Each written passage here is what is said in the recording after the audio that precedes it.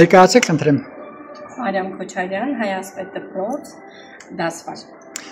Տիկին Քոչարյան, ես տեսնում եմ ձեր ձեռքին այբենարանն է, առաջի դասարանի, ինչ-որ թղթեր կան դրած էջանշանների նման, կասեք ինչ եք ուզում ասել։ Այստեղ ուզում ենք նշումներ ենք կատարել, այսինքն առանձնացրել ենք գոնե այս 3-4 հատը, որոնք ընդհանրապես եւ հանգի առումով եւ արժեքի առումով գտել ենք, որ իմաստ չունի, որովհետեւ զուտ բառային կրկնություն է, փորձեմ կարդալ ջ հնչյուն տարի, ներքոզ է տեղված բանաստեղծությունը, ջութակը։ Ինչքան ձայն կա ջութակում, ջութակում, ջութակում։ Դատարկում ես ձայնը նրա, լցվում է նա։ Ձայնով նորից ջրհորի պես, ջրհորի պես, ջրհորի պես։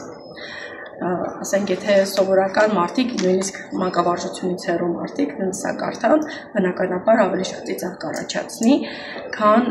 որևէ ինչ-որ մի արժեքային նյութ, այսպես ասած,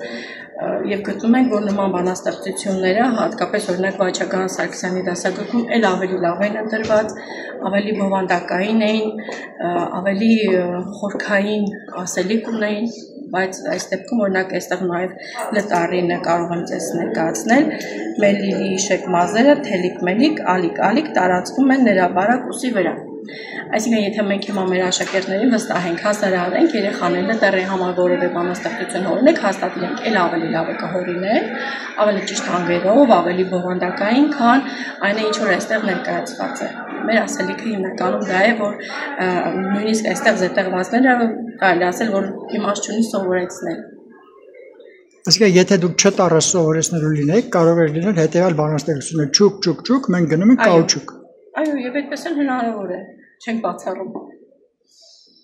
Շնորհակալություն։